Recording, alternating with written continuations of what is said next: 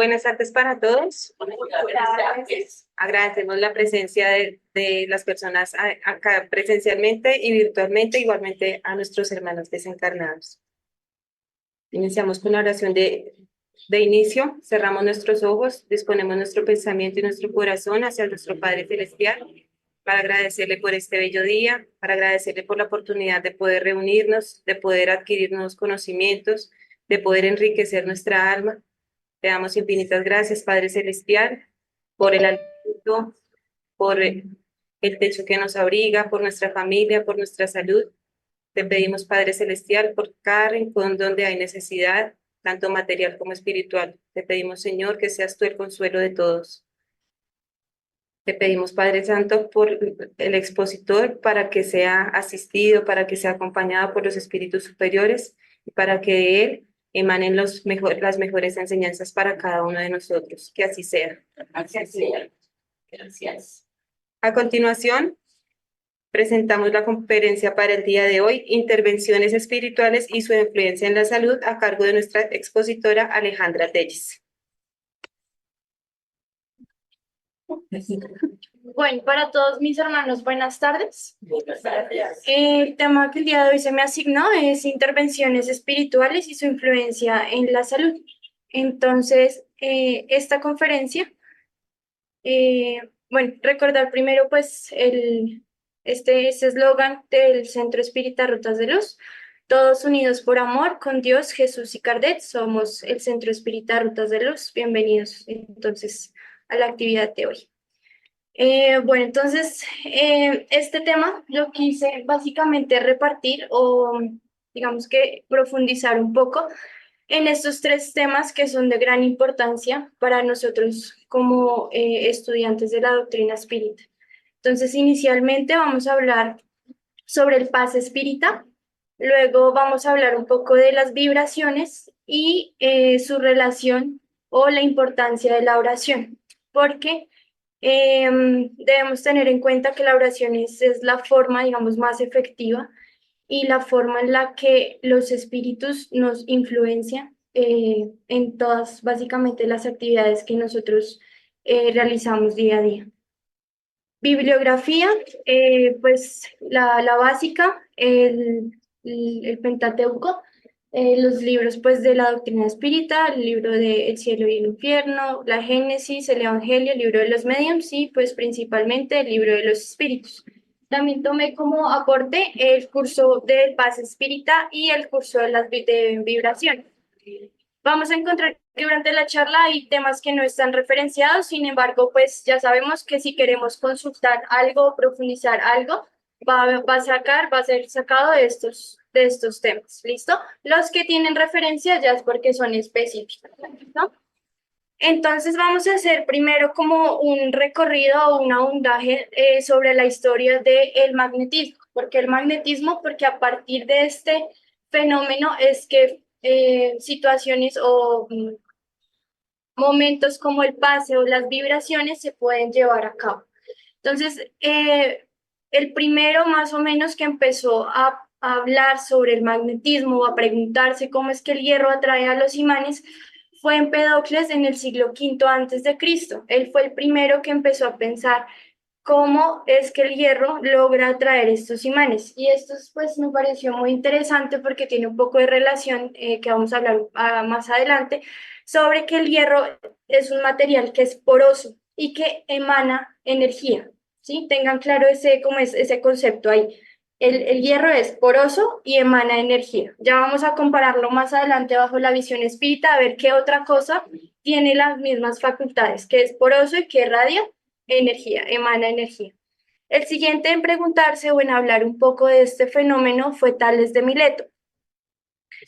Él fue un filósofo que pues estuvo en el año 625 al 545 antes de Cristo, que también hizo varias investigaciones acerca del magnetismo. Él un día pues se puso a experimentar con el hierro, con los imanes, con un mineral que es la magnetita. Entonces se dio cuenta que el imán atraía esta magnetita y pues empezó a estudiar o a realizar varias investigaciones acerca de cómo funcionan estos minerales. Otro también invento que pues tiene relación con el magnetismo es la brújula.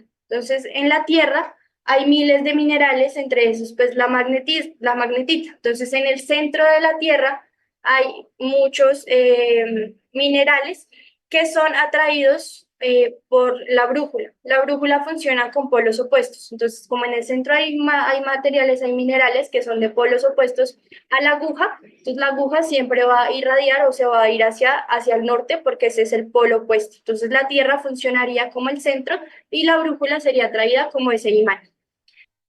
También vemos otro ejemplo que fueron los egipcios, que ellos creían y practicaban las fricciones magnéticas en sus enfermos. Entonces, a través de fricciones con las manos, realizaban curaciones en personas pues, que estaban enfermas. En la India, en la ciudad de Caldea, los magos y brahmanes también realizaban este tipo de prácticas acerca de las fricciones magnéticas. Y pues está el padre del magnetismo, que es Franz Anton Mesmer, que nació en 1733 y ese se encarnó en 1815. Él tiene muchísimos estudios, tiene varios escritos sobre el magnetismo, pero digamos que el que más resalta es el que se llama Memoria sobre el descubrimiento del magnetismo animal. Entendamos o entendiendo que el magnetismo animal no es animal de animales del gato del perro, sino entendiendo animal como el cuerpo humano, como ese magnetismo del cuerpo humano. Leyendo un poco sobre Franz, sobre el señor Mesmer, él tiene una historia bien interesante porque le tocó, pues al igual que digamos que todos los precursores de muchos fenómenos o de muchos estudios, le tocó una tarea muy complicada y no la tuvo fácil frente al mundo científico porque él, digamos que en el momento en que empezó a realizar la práctica del magnetismo, lo hacía a través de imanes, o sea, de varitas de hierro, de básicamente usando imanes o hierro, ya sea en la forma que fuera. Entonces, lo que él hacía era que la persona enferma asistía pues a su ayuda y por medio del imán, pues emanaba energías y las personas pues lograban curarse de las enfermedades. Entonces, evidentemente, pues las personas al ver que este fenómeno funcionaba, pues le hacían, yo me imagino, las filas y pues él empezó a tener mucha fama y mucho auge en la ciudad de Viena.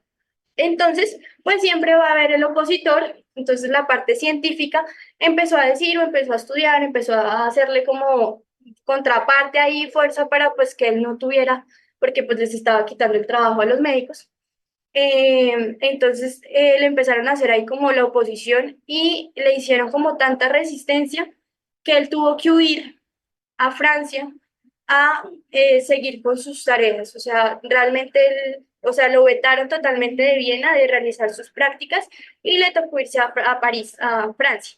Allí también se encontró la misma historia. Entonces él empezó, pues yo me imagino, puso ahí su centro pues de ayuda además y igual la sociedad científica, oposición totalmente, no lo dejaron digamos que tener su desarrollo como tal del magnetismo, pero sí sembró células y sembró curiosidad en otras personas, ¿sí? Entonces, hubo incluso la sociedad de magnetismo, donde ya más adelante vamos a verlo, incluso Allan Kardec fue o consultó varias veces y antes de tener contacto con todo el fenómeno de las mesas danzantes y demás, él hacía prácticas con el doctor Dupotet, hacía prácticas de magnetismo. Entonces, digamos que la tarea del señor Mesmer fue muy importante. Ya vamos a ver un poco más adelante en una parte de la revista Espírita, donde Allan Kardec hace una acotación respecto a esto.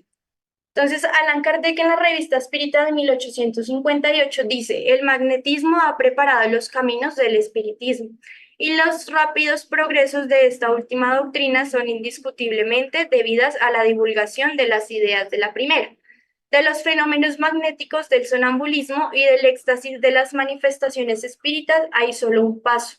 Su conexión es tal que, por así decirlo, es imposible hablar del uno sin hablar del otro.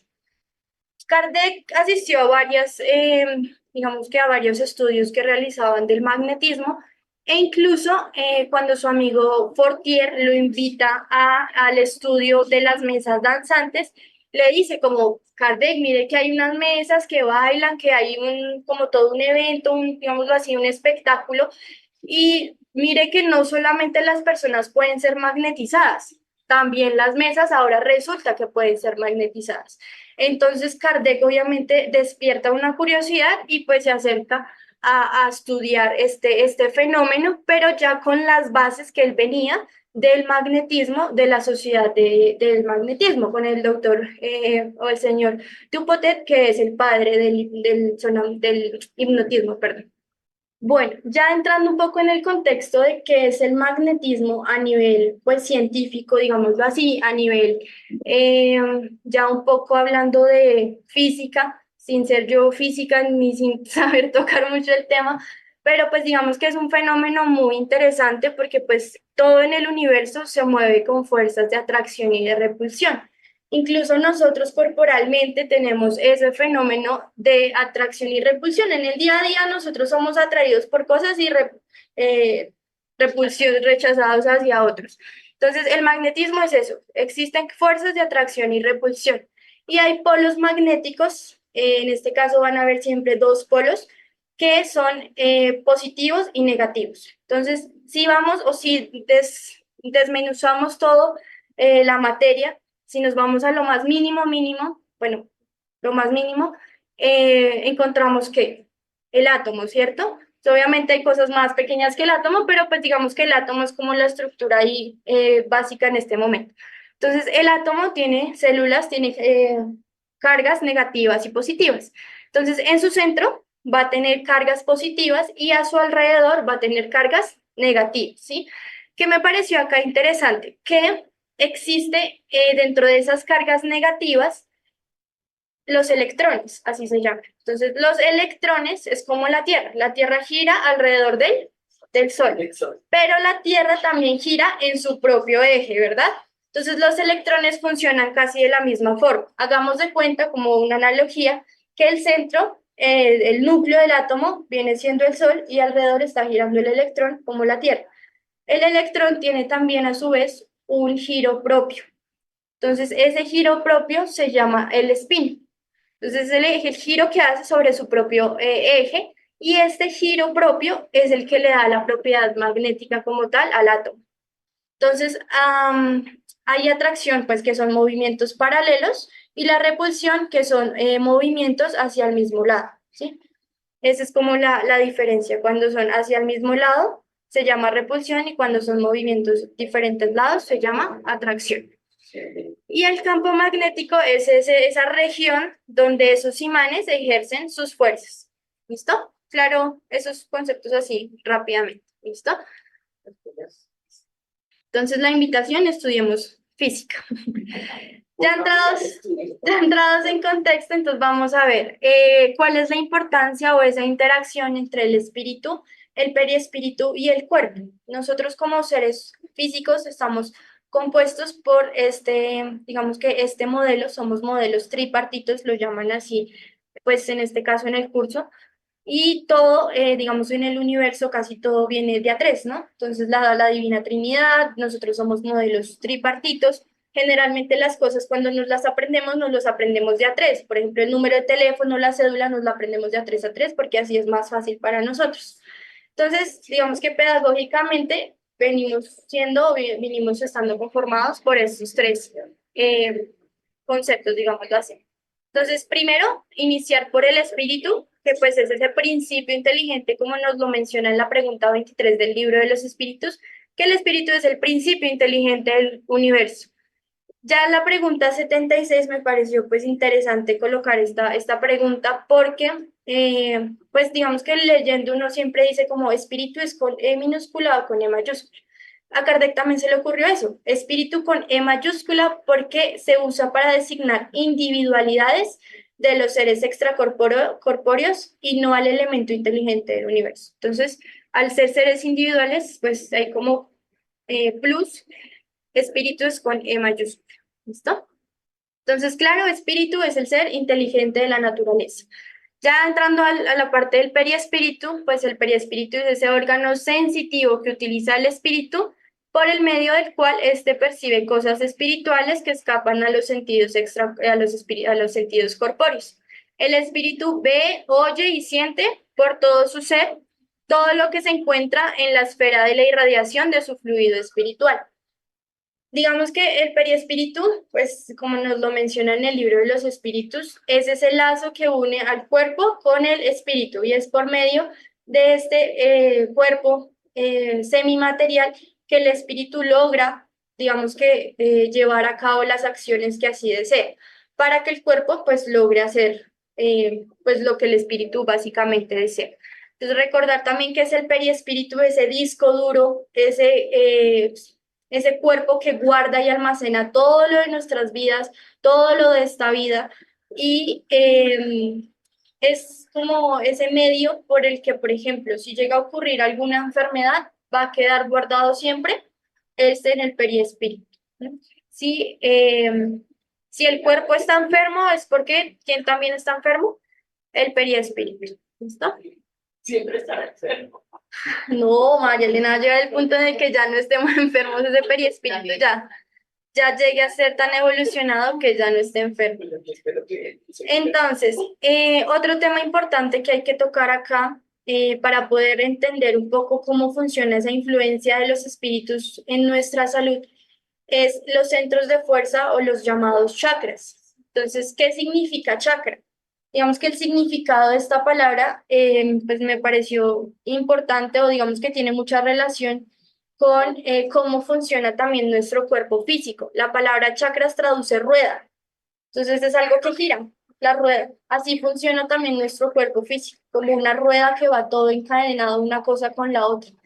Entonces en el curso nos menciona que son vórtices energéticos encargados de canalizar para el cuerpo físico las energías que transitan por el perispíritu originadas de las elaboraciones, síntesis o absorciones a nivel del espíritu. Estos discos energéticos comandarían con sus superfunciones las diversas zonas nerviosas y de modo particular el sistema neurovegetativo convidado a través de los genes, el código genético, el trabajo gustado, el bien ordenado de la arquitectura neuroendocrina. Entonces, ¿qué pasa acá?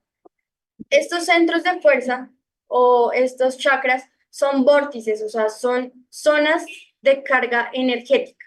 Todo nuestro cuerpo, así como todo en el universo, funciona a través de energía. Si no existiera la energía, pues no se movería absolutamente nada. Entendiendo así que la energía pues nunca se va a destruir, sino que simplemente se va a transformar. Entonces, estos vórtices energéticos lo que hacen es ser como un filtro, una canalización de esa energía que está en nuestro cuerpo y que está en el universo. Entonces, es por este medio, esos discos son los que comandan funciones, ¿sí? Eso me pareció pues muy bonito porque lo llaman como que organiza los genes, el código genético y la arquitectura neuroendocrina. Digamos que esto suena un poco complicado, pero es mucho lo que la ciencia hoy nos viene diciendo en cuanto a las funciones hormonales y enzimáticas de nuestro organismo. Entonces, todo inicia desde la parte coronaria, ¿sí? Que es como el chakra inicial o el centro de fuerza inicial, que ya vamos a ver más o menos las funciones de cada uno. Todo empieza acá arriba, desde a nivel de el hipotálamo, siguiendo con la hipófisis y así desencadenando toda una red, una cascada de influjo hormonal. ¿Listo? Entonces, está muy relacionado con lo que hoy la ciencia nos dice a nivel del neurodesarrollo. Así. Nuestra posición mental, ay, esperen que me quedo ahí. Entonces dice, nuestra posición mental determina el peso específico de nuestro envoltorio espiritual y consecuentemente el hábitat que le compete, mero problema de patrón vibratorio y acrecienta más adelante, tal sea el vicio del pensamiento, así será la desarmonía en el centro de fuerza que actúa en nuestro cuerpo según esa o aquella clase de influjo mental. ¿Qué hace referencia acá en el libro Entre el cielo y entre la tierra y el cielo de Andrés Luis, a través pues, de la psicografía de Chico Cándido Javier? Andrés Luis nos habla sobre la importancia de ese hábitat mental. Entonces, entendiendo ese hábitat como ese lugar o esa casa, digámoslo así, esa construcción que vamos haciendo nosotros con nuestros pensamientos. Nos dice aquí que tal sea el vicio del pensamiento, o sea, según tan cargado de esa energía buena o mala, de esa energía de atracción o de repulsión que tengamos en nuestro pensamiento, asimismo va a ser esa desarmonía que tengamos en nuestro hábitat, que nuestro hábitat es ¿cuál? Nuestro cuerpo, nuestra casa, ¿sí? Entonces, tal sea ese vicio, si tenemos cargado ese pensamiento de cosas repulsivas, de sentimientos negativos, de malos pensamientos, pues obviamente esa desarmonía se va a ver mucho más en nuestros centros o en nuestros vórtices de energía. Entonces, la importancia ahí del pensamiento. Y esta imagen la puse porque pues me pareció bonito que la señora ahí dice, no tenemos estrés por las cosas que hacemos, sino por las cosas que pensamos. A veces uno se mete tanto en la idea de cosas que ni siquiera han pasado que desarmonizamos ese hábitat nuestro, ¿sí? Pues ni han pasado y nosotros ya nos estamos haciendo miles de ideas, ¿sí? El poder del pensamiento y de ese influjo hormonal, de ese influjo mental, perdón. Entonces, la ubicación de los 7 centros de fuerzas. Entonces, en el cuerpo hay más de 180 centros de fuerza, pero digamos que todos están centrados o principalmente los que más se mencionan son estos 7. El primero, pues, que es el de arriba de la cabeza, el coronario, que es el centro que se va a encargar de la parte del comando. O sea, el centro de la cabeza es la parte del comando y va a ser el que más energía va a cargar. Luego va la parte del frontal, que pues va acá en el lóbulo frontal, donde pues algunas religiones lo llaman como el tercer ojo, es la parte de entre las cejas. Este se va a encargar de actividades glandulares, de la inteligencia y de la memoria, que tiene mucha relación con lo que pues en la ciencia lo llamamos o le denominamos las funciones pues frontales o centrales del cerebro, ¿no? Entonces la parte frontal se encarga más que todo como de la parte inteligente, de la memoria y todo esto pues digamos que la parte de los centros de fuerza también lo menciona así. Luego continuamos la parte con el centro o el vórtice laringio, que pues está ubicado en la garganta. Este tiene una función de fonación, o sea, de hablar. Este centro lo que se encarga es de hablar, de expresar. Entonces, cuando las personas, por ejemplo, tienen un desequilibrio en la parte laringia, son personas a veces pues que su voz les cuesta o tienen trabajo para hablar, tienen, por ejemplo, un cáncer laringio o algo. Si de pronto nos vamos detrás de estos pacientes, algunos incluso pueden tener como formas o digamos que sentimientos ahí atorados que no logran expresar. Entonces, para trabajar sobre este vórtice, digamos, en este caso estos pacientes pues se beneficiarían de esto. El cardíaco pues está pues donde está el corazón, en la parte central, el corazón no está a la izquierda, el corazón está en toda la mitad de nuestro cuerpo y este se encarga de los sentimientos. El gástrico, todo el plexo solar, la parte del intestino, la parte del plexo solar. Este se va a encargar me pareció interesante porque decía que era auxiliar el metabolismo y también de la parte de generar los sentimientos. Entonces, cuando uno le da mal genio, cuando uno le da felicidad, ¿en dónde uno siente primero eso? En la barriga. Cuando uno está nervioso, lo primero que uno siente es el retorcijón en la barriga, ¿sí? Entonces, digamos que una vez dice, no, el corazón es el de los sentimientos, pero no, sabemos que esto es toda una cadena que todo va unido. Entonces, en la parte gástrica lo que se encarga es La principal. de generar los sentimientos. ¿Listo? Pues a nivel energético, digámoslo así, porque pues a nivel de, digamos, de médico, pues está en la parte cerebral y pues ya a nivel espiritual sabemos que los que sienten y los que son, pues obviamente las emociones y demás, es el principio inteligente que pues es el espíritu, ¿no? Ya el mesentérico, que se encuentra pues en la región del vaso, que es acá en la parte izquierda, me pareció chévere porque el gástrico incluye todas las partes del intestino, las vísceras, el estómago, pero no incluye al vaso, porque el vaso tiene tanta energía que tiene su propio vórtice. Digamos que el vaso tiene una función importante que es, ahí es donde van a morir las células, es el cementerio de las células. Entonces, este tiene una carga muy energética, pues muy importante, ¿no? Y ya el último, que es la parte del genésico, que ya es el último, digamos, de los 7, que este se encarga pues ya de la parte reproductiva y demás. Entonces, en el cuerpo humano está todo constituido, pues las unidades constitucionales básicas, que es la célula, que a partir de la célula es donde se forman pues los sistemas, los aparatos y ya después los demás componentes. Entonces, cuando hay un desbalance en estas células, en estas funcionalidades, evidentemente pues aparece la enfermedad. Entonces, el centro coronario, como ya lo veníamos mencionando, va a ser el vórtice donde se desencadena luego con el sistema nervioso central, luego la parte endocrina y pues va a desencadenar todo el influjo hormonal.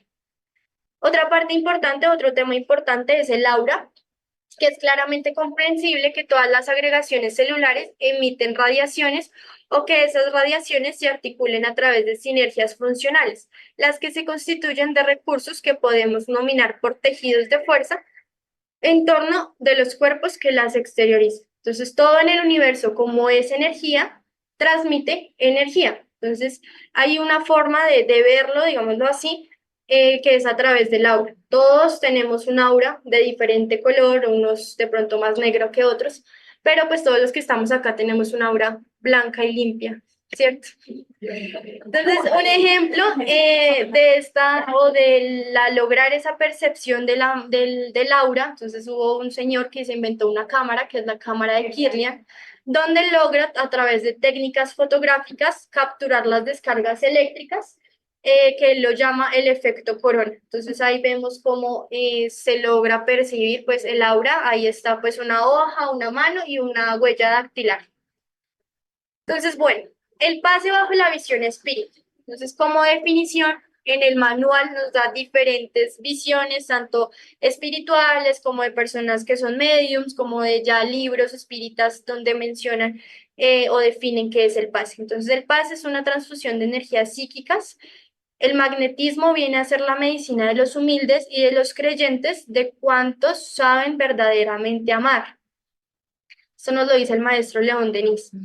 Y Francisco Cándido Javier, Andrés Luis, nos dice, el pase es una transfusión de energías alternando el campo celular. Y ya, digamos que la definición que nos da aquí el manual en el libro de la Confecol nos dice que el pase espírita es la acción de un donador encarnado que se asocia a otro donador espiritual para transferir bioenergías, o sea, magnetismo, por la fuerza de voluntad activa a través del sentimiento con el fin de equilibrar el movimiento y la actividad de las fuerzas vitales de quien las recibe. Entonces aquí es un trabajo en equipo, aunque ya vamos a ver más adelante pues qué tipos de pase también existen. Entonces vamos a hablar un poquito de este tema de los fluidos, que es un tema demasiado pues denso de estudio, que pues está en el libro de la Génesis. ¿En qué capítulo? En el capítulo 14, muy bien. Entonces este libro, este capítulo, uno lo ve amable, corto, pero en realidad lo que hay que estudiarlo es un montón. Entonces nos dice que los fluidos son el vehículo del pensamiento. Se les pueden modificar sus propiedades impregnándose buenas cualidades o los propios pensamientos en vibración, modificados por la naturaleza de los sentimientos. Los fluidos se atraen o se repelen de acuerdo a la semejanza de sus naturalezas, de allí la incompatibilidad entre los buenos y los malos. Aquí es importante como aclarar que los fluidos no van a tener cualidades, tienen propiedades, que es diferente. Entonces, las propiedades van a ser dos, son ponderables o imponderables. Y a partir de eso es que vamos a, digamos que los espíritus o la parte de los mediums van a trabajar con estas propiedades de los fluidos, porque como acá nos los dicen las cualidades, lo que hacen es adaptarse a la situación modificando sus propiedades, ¿sí? Eso es, digamos que las cualidades, no propiamente hablando, pero sí, digamos que es una propiedad que tiene como tal el fluido, que puede ser ponderable o imponderable, ¿no? Los fluidos, pues, que se atraen o se repelen. Entonces, viene otra vez el mismo tema de que hablamos al inicio. Todo en el mundo se mueve con afinidad y repelar. Entonces, los tipos de fluidos son tres. Entonces, el primero es el magnetismo o digamos el fluido humano, que se encuentra subordinado a la potencia y sobre todo a la calidad del fluido. El magnetismo espiritual, pues que evidentemente las cualidades se las va a generar el espíritu, y ya el magnetismo mixto, que es una unión del magnetismo humano con el magnetismo espiritual. Entonces, algunas veces cuando las personas se acercan o a la tarea de los pases, los pacientes, algunas veces el tratamiento no funciona ya, o sea, no que vine a 3 pases y ya me curé, no. Llevo años en pases y no he visto mejoría, entonces a veces esto ocurre, hay tratamientos que son un poco más prolongados que otros, pero pues debemos saber, debemos ser conscientes que esto no depende del espíritu ni depende del magnetizador, depende únicamente de la ley de causa y efecto y el merecimiento que cada paciente así lo requiere. ¿Sí? No, es que yo no vuelvo por allá porque ese pasista eso no me hizo nada, entonces no vuelvo al centro espírita. Entonces, no, esto no funciona así. Tengo que seguir volviendo porque seguramente en este momento no es mi merecimiento yo curarme de esta enfermedad, sino que debo continuar para que en el momento en el que llegue ya mi hora de merecimiento, logremos una mejoría. Entonces, el espiritual va a actuar directamente y sin intermediario para curar o calmar un sufrimiento, sea para influenciar sobre el individuo una influencia física o moral cualquiera. Entonces, acá me gustó que une tanto la influencia física, o sea, afecciones físicas, como afecciones morales. Y el espiritual, pues no va a necesitar un intermediario. El magnético o el magnetismo humano o el animal, como lo denominaba Mesmer, es aquel que emana el propio pasista y cuya acción se haya adscrita a la fuerza, sobre todo a la cualidad del fluido. Entonces, este sería, ¿qué cualidad? Sería un ejemplo, por ejemplo, de ponderabilidad, que es físico, netamente material. Y el mixto ya pues reúne las dos, que pues por algunos espíritas, en virtud de la presencia espiritual en derramar, pues ya fluídico. Entonces digamos que la mayoría o el pase que funciona, digamos, dentro de nuestra casa espírita, vendría siendo ¿cuál? El mixto, ¿verdad? Porque hay un pasista, hay un medium que se encarga de transmitir, de ser ese intermedio entre el mundo espiritual siempre superior a el enfermo o a la persona que así lo requiera. Bueno, vamos a hablar también un poco del pensamiento, porque el pensamiento es, digamos que la base de nuestros tratamientos o la base de esa influencia por la cual los espíritus van a lograr tener esa interacción con nosotros, porque finalmente nosotros somos por nuestros pensamientos, creadores de realidad. Lo que nosotros pensamos, esa es nuestra realidad. Pensar es crear las cosas que deseamos, por el hecho de pensar en ellas ya existen. Entonces hay personas que así lo que veníamos hablando, que así no haya pasado la cosa, para esa persona eso es una realidad y eso existe. Y hay trastornos, digamos, mentales en los que las personas se meten tanto en el cuento de que yo hago, yo soy, yo he hecho, que es la realidad en la que ellos viven. Hay personas que dicen que son los reyes del mundo y para ellos lo son, ¿sí? Y lograr o quitar eso, pues digamos, de la cabeza es toda una tarea. ¿Se salió? Sí. Ay. Listo. Entonces, en el libro de los espíritus, pregunta Allan Kardec que en la 468 pregunta, ¿los espíritus cuya influencia rechazamos mediante la voluntad renuncian a sus tentativas? O sea, a veces nosotros tenemos, digamos que por ser seres aún imperfectos, podemos rechazar a los seres espirituales que nos cuidan a la distancia o que siempre están con nosotros. Nuestros ángeles de la guarda, nuestros espíritus guía. Entonces, Allan Kardec pregunta que si ellos renuncian como a estar con nosotros, que si ellos se rinden de alguna forma. Y ahí nos dicen, pues, ¿qué quieres que hagan? Cuando no pueden hacer nada, se retiran, no obstante, aguardan el momento favorable como el gato que acecha al ratón. Entonces, ellos son tan buenos con nosotros que, pues, sí se distancian un poco, pero están ahí atentos, como el gato cuando va a cazar. Él no se tira de una vez, sino espera que el ratoncito se distraiga y ahí ataca. Los que saben cazar, porque los que no, mueren de hambre. Entonces, el pensamiento, el sentimiento y la voluntad. Estos tres van de la mano. La voluntad es el motor que comanda la trayectoria del deseo. El pensamiento es la fuerza viva que manipula la forma por las ideas y el sentimiento es el impulso dado para la dirección del fluido que el pensamiento marcó. Entonces, estas tres van de la mano. Si nosotros pensamos, se va a quedar ahí solo en un pensamiento, ¿verdad?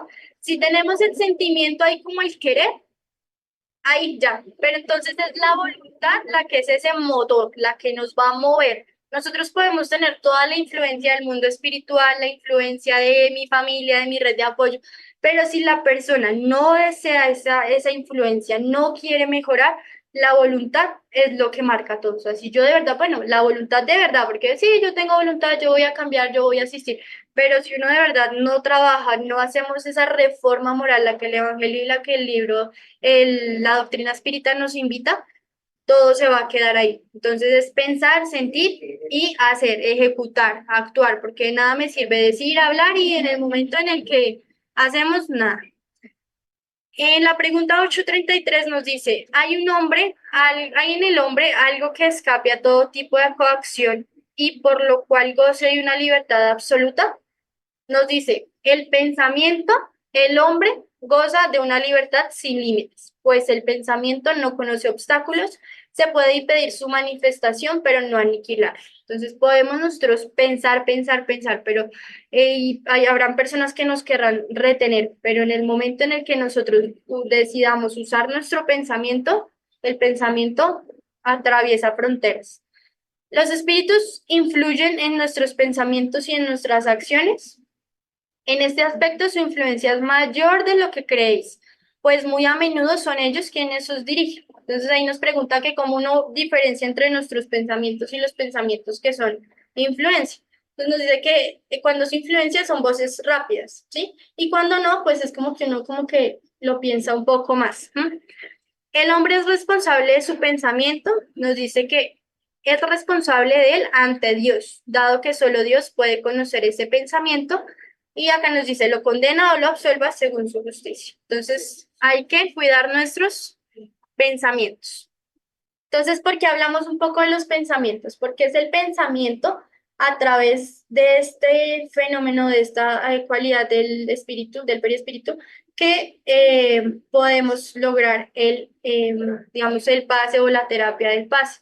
Entonces, hay muchos tipos de clases de pase, hay muchas formas de realizarlo, pero digamos que el que más potencia trae, digámoslo así, es la imposición de manos, porque en el momento en el que se hace esta imposición, pues evidentemente el pasista debe mentalizar firmemente que transfiere al paciente los fluidos que él necesita para su restablecimiento orgánico. Y esto se va a hacer a través de qué?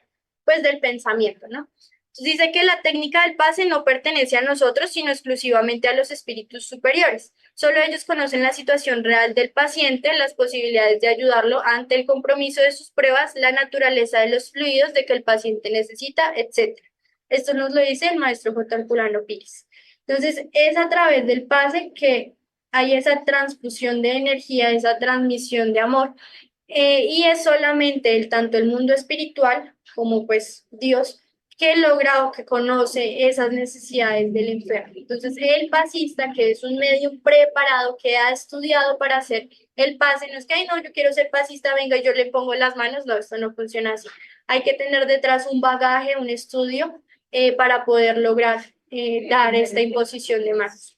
Entonces, es necesario resaltar, aunque el éxito de la terapia de pases depende de la afinidad entre los fluidos del paciente y del magnetizador. Esta afinidad hace que las personas sean sensibles a la acción magnética de un individuo e insensibles a otros. Es un buen arbitrio con base en ese hecho que se alternan los pasistas encargados de la asistencia a determinada persona. Entonces, esto me pareció que es de tener cuidado porque hay que tener una afinidad con el pasista. Si yo como paciente tengo, por ejemplo, una pelea con la persona que me va a hacer el pase, va a haber que una repulsión, un choque ahí con la entrada de energía. Entonces, debo tener una afinidad con el paciente y con, pues, paciente magnetizador. Si el magnetizador me cae mal, fue el que me puso los cachos, bueno, sí, o sea, obviamente voy a tener ahí una repulsión ante esa persona y mis pensamientos van a estar ahí centrados en por qué me va a caer mal, ¿sí me hago entender? Entonces es importante tener la afinidad. Y nos dice ahí toda la belleza del pase espírita que proviene de la fe racional en el poder espiritual desaparece con la gimnástica pretenciosa y ridícula de las gesticulaciones. Hacer un pase no es ir a hacer ahí un baile, nada, es una transmisión de energía. Entonces nos dicen ahí en el manual que no es una parte gimnástica pretenciosa de ir a hacer movimientos y hay cosas extrañas, porque de esto no se trata el pase. Un coadyuvante muy importante, o otra forma en la que podemos analizar o ver la influencia de los espíritus, es a través del agua fluidificada. Entonces, hay un experimento que hizo el doctor Masaru Emoto, que él es un PhD, un doctor, o sea, tiene su doctorado. Él es un japonés que estudió durante mucho tiempo las moléculas de agua y el arroz. Entonces, lo que él hacía era poner en vasitos arroz con agua, y tiene otro experimento que es agua solita, y durante 1 o 2 veces al día, todos los días durante un mes, le decía cosas feas o cosas bonitas a esos vasitos. Entonces, con el tiempo se fue dando cuenta que, por ejemplo, el arroz con las palabras feas se ponía negro, o el arroz con las palabras bonitas, pues no se dañaba ni pasaba mayor cosa. Lo mismo con el agua. Entonces ahí está, pues traje esta imagen en donde se evidencia pues cómo las figuras de agua iban tornando, iban cogiendo forma según las palabras que pues ellos emanaban hacia pues el agüita. Entonces recordar que nosotros en nuestro cuerpo somos 80%, 60% agua. Entonces, asimismo como este doctor hizo el experimento en vasitos de agua, también nuestro cuerpo pudiese funcionar de la misma forma. Si yo me digo palabras feas, si me digo palabras bonitas, tal vez pues me gustaría que el agua que está por mi cuerpo se viera pues como copitos bonitos, ¿eh? Pues hablando ahí, digamos que trayendo a colación este ejemplo. Entonces, la fluidoterapia en esas circunstancias obtiene resultados admirables cuando la fuerza fluídica aplica el elemento enfermo o desarmonizado. Se caracteriza por la abundancia, calidad e intensidad de los fluidos provenientes de un magnetizador portador de buenos sentimientos y ayudado por una entidad espiritual benefactora. O sea, la fluidoterapia, pues evidentemente es un coayudante, es un ayudante, no reemplaza medicamentos. No es que el neurólogo me puso el medicamento, entonces yo no me lo voy a volver a tomar, porque como tengo el agua fluidificada, entonces con eso me curo. No, es un coayudante, nos va a ayudar simplemente.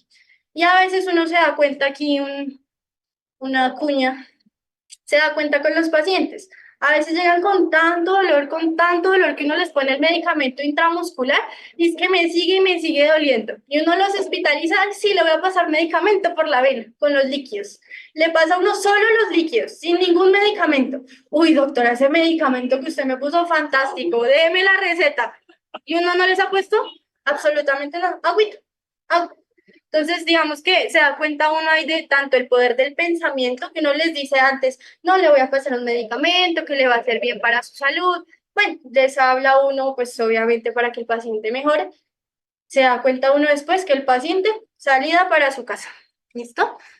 Entonces, el agua fluidificada es magnetizada por los espíritus, conteniendo por el tanto alteraciones ocasionadas por los fluidos saludables, allí dispuestos para el equilibrio de alguna enfermedad física o espiritual.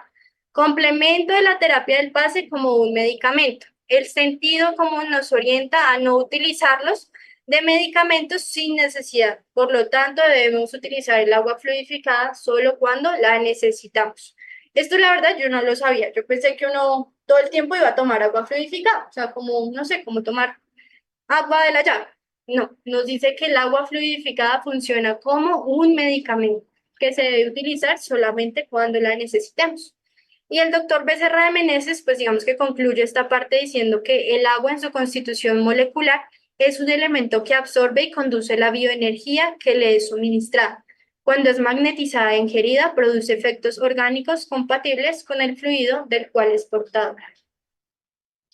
Entonces, ya para concluir, digámoslo así, vamos a hablar un poquito de las vibraciones. Entonces, las vibraciones van a partir o se dan a partir de las ondas, ¿sí? Entonces, las ondas es esta propagación de la perturbación de alguna propiedad del espacio. Por ejemplo, la densidad, la presión, el campo eléctrico o magnético, implicando un transporte de energía sin transporte de materia. Entonces existen ondas magnéticas y las ondas electromagnéticas. Entonces, en nuestro caso, a partir de las ondas electromagnéticas, digamos que el pase, la oración, nuestro pensamiento se promueve porque no necesita de un medio que lo propague. Entonces, en el cuerpo humano, principalmente pues en el cerebro, hay muchas ondas cerebrales. Están las betas, las alfas, las betas, las delta. Son muchas células que, digamos, ondas que cada una, digamos que cuando estamos realizando determinadas actividades, se van a producir en nuestro cerebro. Todo esto, pues, a partir de esa sinapsis, de esa conexión que hay a nivel neuronal. Entonces, nos dice que cuál es el carácter general de la oración. Entonces, la oración es un acto de adoración. Orar a Dios es pensar en Él, acercarse a Él, ponerse en comunicación con Él. Entonces, mediante la oración, pues sabemos que hay tres componentes, otra vez tres: alabar, pedir y agradecer. Es la forma en la que nosotros tenemos para podernos acercarnos a Dios. Y en el libro de Misioneros de la Luz nos dice que es vibración, energía, poder. Y las personas que oran movilizan sus propias fuerzas, realizan trabajos de inexplicable significación. Se puede decir sin temor a equivocarse que en esos fluidos hay ondas y rayos de pensamientos que se entrecruzan sin confundirse, mismo modo que hay en el aire ondas y vibraciones sonoras. Entonces nos dice que efectivamente es la oración la que va a hacer mejor al hombre, porque el hombre que ora con fervor y confianza de que hay una intervención espiritual, de que hay una influencia más allá, que pues no estamos solos, es a ese hombre al que, y según su merecimiento, pues digamos que va a funcionar. Dice que sí se puede orar por otros y obtener buenos resultados. Pues aquí habla un poco, o vamos a hablar un poco de esas intervenciones espirituales a distancia o de las vibraciones a distancia, que era un poco lo que hablábamos el domingo, que cuál era la diferencia entre vibraciones a distancia y cuál era el otro. Bueno, vibraciones y las intervenciones a distancia. Entonces nos dice que sí se puede orar a distancia, pero que es importante aquí la voluntad, porque lo que importa es la voluntad de hacer el bien. Entonces, con la plegaria atrae hacia sí a los espíritus buenos, quienes se asocian al bien que quiere hacer. Poseemos en nosotros mismos, mediante el pensamiento y la voluntad, un poder de acción que se extiende mucho más allá de los límites de nuestra esfera corporal. Es la oración por los otros, la oración por los otros es un acto de esa voluntad. Si es fervorosa y sincera, puede llamar a los espíritus buenos para que acudan en ayuda a aquel por quien oramos, a fin de que le sugieran buenos pensamientos y le den fuerza, la fuerza que necesita para su cuerpo y su espíritu. Entonces, es esa irradiación que nosotros hacemos cuando nosotros vibramos por alguien o hacemos una intervención a distancia por otra persona. Entonces, lo que hacemos es una irradiación con el pensamiento. Entonces, la irradiación es esa emisión de cualquier tipo de radiaciones. Esa es la definición, digamos, científica que nos dan o de esta palabra de irradiación. Entonces, pueden ser radiaciones ya sean luminosas, térmicas, magnéticas o cualquier otro tipo. Entonces, según la visión espírita, la irradiación es esa transmisión de fluidos espirituales a distancia. Es el proceso, en el proceso de irradiación, transmitimos a otros por medio del mecanismo de la fuerza mental a carga de fuerza vital que disponemos para donar. La irradiación se hace a distancia, proyectando nuestro pensamiento y sentimiento en favor de alguien, moviendo las fuerzas psíquicas a través de la voluntad. En el mismo sentido, las condiciones básicas para realizar una buena vibración es una persona que va a hacer una vibración por alguien a distancia, no sé, mi abuelita está por allá en el Japón y yo estoy acá. Yo quiero orar por mi abuelita, entonces debo tener unas condiciones vibratorias, energéticas, equilibradas para yo poder donar de esa energía, porque yo más enferma que mi abuelita y voy a orar por él, pues digamos que no hay mucho equilibrio ahí en ese sentido. Más bien llama a mi abuelita en el Japón y que ore por mí, que sea ella la vibración, ¿no? Entonces hay que tener unas condiciones, entonces estar bien de salud, frugalidad en la alimentación y obtención de vicios, o sea, una persona que va a vibrar, abstención de vicios, una persona que va a vibrar, pues no, y llegó de emborracharse y pues voy a vibrar por mi abuelita, pues le va a mandar puro alcohol. Evitar conversaciones malsanas, dominar los sentimientos asociados a las pasiones y los instintos y pues tener un comportamiento cristiano. ¿sí? Ser ese hombre de bien que el Evangelio nos invita a ser. Sin embargo, es importante precisar que no será por solo pedir o mentalizar en favor de muchos que conseguiremos atendimiento en todo y para todos, porque aunque cada uno de nosotros mueve una cierta cantidad de fluidos o fuerzas magnéticas, psíquicas y espirituales de las que dispone para dar estos fluidos o fuerzas también estarán sometidos a las leyes de las proporciones y por ende sus efectos también tendrán límites entre los que se destacan la disposición y la capacidad de mayor o menor asimilación de aquellas personas por quienes vibramos. Entonces, básicamente nos está hablando acá de qué ley, de la ley de causa y efecto, ¿sí? La ley de merecimiento. Si la otra persona no merece esa carga, ese fluido que yo le estoy transmitiendo, pues más que llore fervorosamente, digamos que sí va a funcionar, sí va a haber un alivio, pero pues va a ser un poco más lento. Y acá la otra parte, ya hablamos de las vibraciones, ahora vamos a hablar de los tratamientos a distancia. Estos se caracterizan porque hay una irradiación de pensamientos y sentimientos mediante la oración en favor de un paciente físico o psíquico y una familia o un grupo específico, los cuales ya se han preparado y se encuentran dispuestos para la recepción del auxilio espiritual. Entonces, ¿cuál es la diferencia entre vibraciones y tratamientos a distancia? Los tratamientos a distancia. Mi abuelita en Japón está allá. Yo la llamo, soy una persona que sana ya con las cualidades que vimos.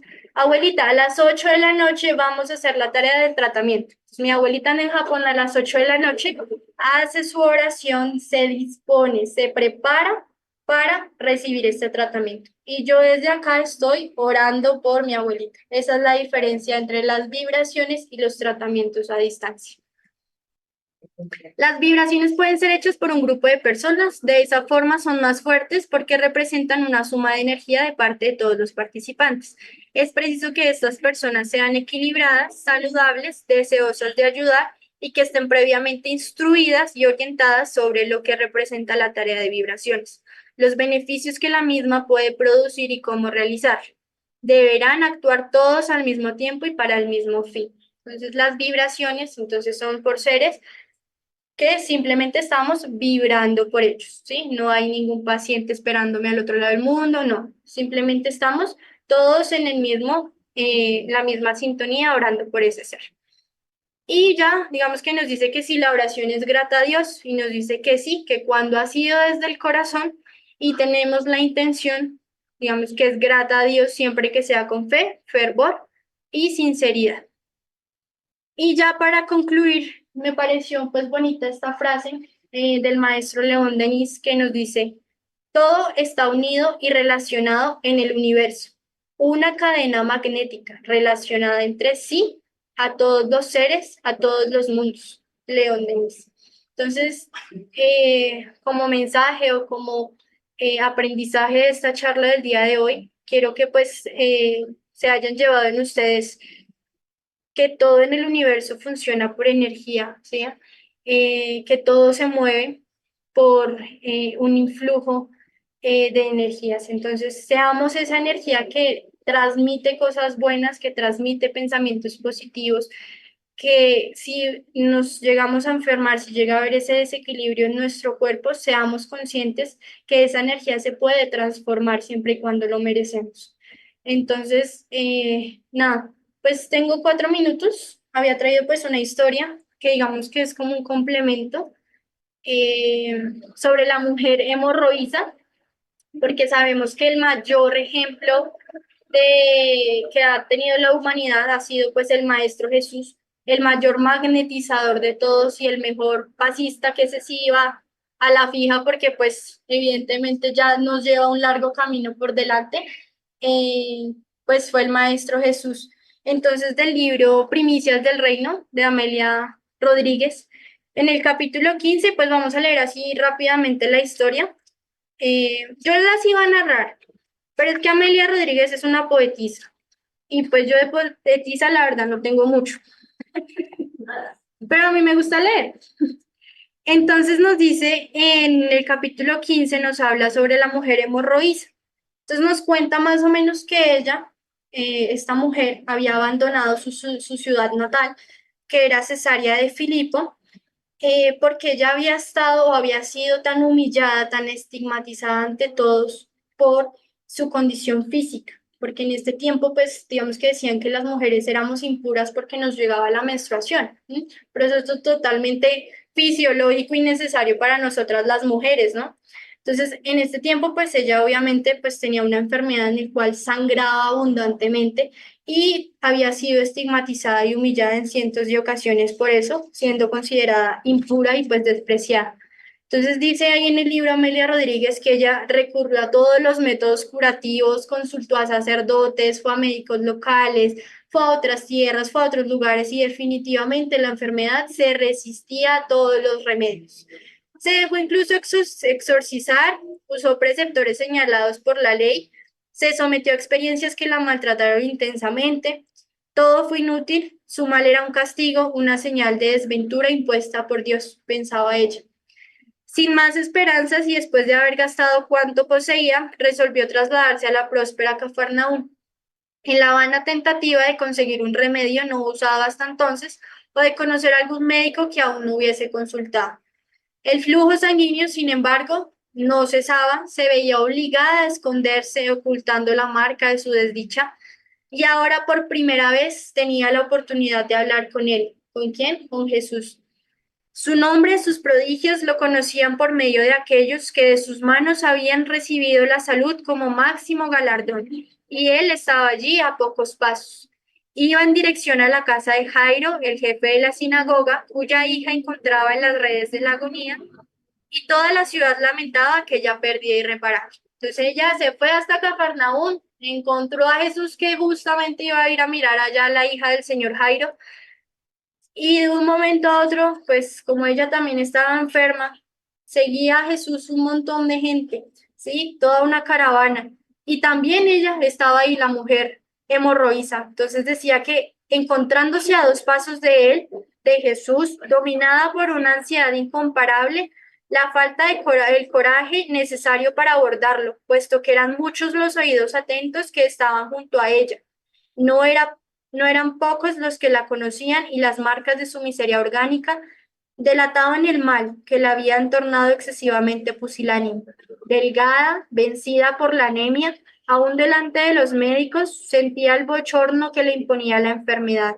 Con todo pensó que, si desperdiciaba aquella oportunidad, perdería el minuto más precioso e importante de su vida. O sea, era ahí o ahí. Pero ella iba con esa fe de que si no era en ese momento, se le iba la oportunidad. Con la mente en torbellino se aproximó emocionada con miedo. Creía en él. Lo sentía invadir su mundo interior como si de él se desprendiese una fuerza ignorada, milagrosa. En sus ojos, en su porte, en todo su ser había tanta serenidad y grandeza.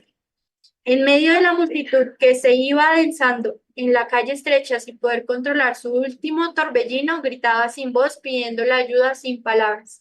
Yo me imagino el desespero de esta mujer de ver a Jesús por allí lejos y ella tratando de llegar en todo ese mundo de gente allá a ver si podía sanarse. Venciendo la agonía que le asaltaba y con la visión turbada en un movimiento irresistible, tocó el borde de la vestimenta del rabí y, oh, ventura, la sangre dejó de manar, ya no sentía dolor alguna y toda ella experimentó una extraña e inusitada sensación. Cuando recuperó el equilibrio, lo oyó preguntar, ¿quién me tocó? Y le dijeron sus discípulos, Maestro, es la multitud que te atropella y comprime. En ese momento la mujer se arrojó a sus pies y gritó, fui yo, Señor, que era desdichada. Sabía que tocando tu vestimenta podía recuperar mi salud. Hija, le dijo con ternura y bondad, tu fe te salvó. Vete en paz, que ya estás curada de tu mal. Entonces vemos cómo Jesús sintió la presencia de esta mujer. O sea, había tanta gente que ella, solo al tocar su manto, Jesús se dio la vuelta y dijo, ¿quién me tocó? Pues los discípulos, pues yo me imagino como, a ver, o sea, Jesús, hay un montón de gente aquí, pues mucha gente lo está tocando, pero Jesús en su inteligencia y en su poder de magnetizador sabía que había un poder ahí, digamos, una enfermedad diferente, que había alguien con esa fe inquebrantable que había tocado su manto y que había curado. Entonces Jesús también yo me imagino que llevaba ahí como voy curando las personas, pero mi energía se enfocó más en esta y quién fue la que me tocó. Entonces al final ella le dice, tu fe te salvó. Entonces aquí también la importancia de la fe, porque iba esta mujer con tanto deseo, con tanto fervor de salvarse, que solamente con tocar el manto, o sea, ni siquiera le tocó la mano a Jesús, el manto, y ya quedó curado. Entonces, ya más adelante esta mujer se convierte en una seguidora de Jesús, en una de sus discípulas, y ahí dentro del mismo capítulo mencionan cómo cuando Jesús iba a ser crucificado, fue ella quien se acercó a limpiarle el rostro ensangrentado, y fue a ella también quien muchas veces lo acompañó durante sus recorridos mientras hacía sus prédicas. Entonces, pues la invitación también es hacer esas mujeres y hombres hemorroístas, no porque sangremos, sino porque seamos hombres de fe, de confianza, de fervor en lo que Dios tiene preparado para nosotros en esta existencia, en ser, agachar nuestra cabeza frente a las adversidades que la vida nos da, porque a veces por el orgullo nos cuesta eso, y confiar en Dios y en que el universo y la misma energía que en él circula, y en la influencia, evidentemente, que siempre, siempre están los espíritus ahí con nosotros, siempre dándonos su energía y sus mejores pensamientos, pues siempre van a estar con nosotros. Entonces, por su atención, muchísimas gracias.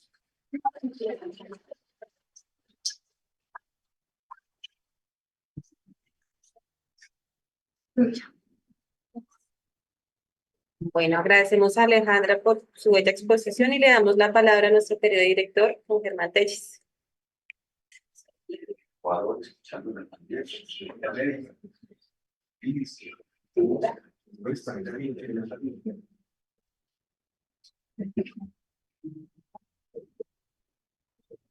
Muy buenas tardes.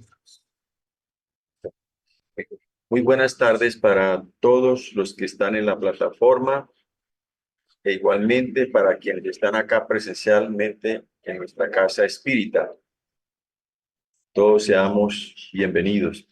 Quiero hacer una pequeña aclaración.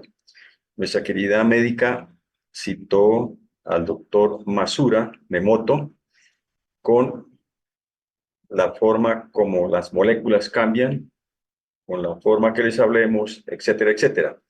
Y citan la revista Espírita del año 2004.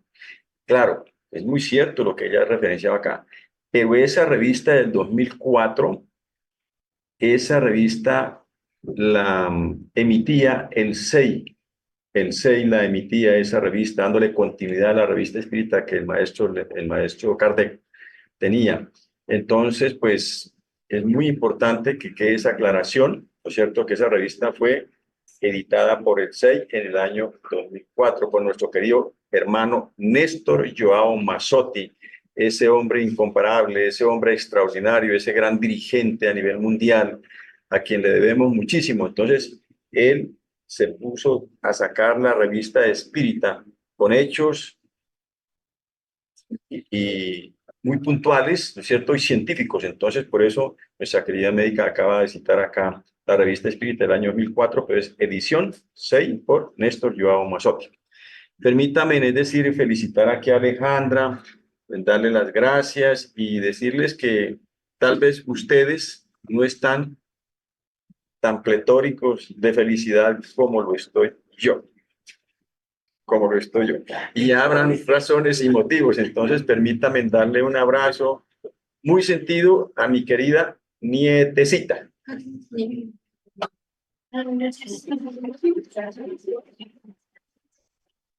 Y también quiero extenderle un saludo muy especial a mi querida Lídice. Ella ha sido una persona extraordinaria que nos ha atendido muy bien cuando vamos al Ecuador. Hemos ido al Ecuador. Ella es una gran trabajadora del movimiento ecuatoriano. También a nuestra querida Albaluz Mancipe, que se encuentra en España. Y a todos, muchísimas, muchísimas gracias y damos continuidad entonces con nuestro trabajo. Un abrazo muy fuerte para todas y todos. Muchísimas gracias por la caridad que han tenido en escuchar a mi querida Alejandra. Seguimos con la presentación del video promocional como invitación para la próxima conferencia de Noches Divinas.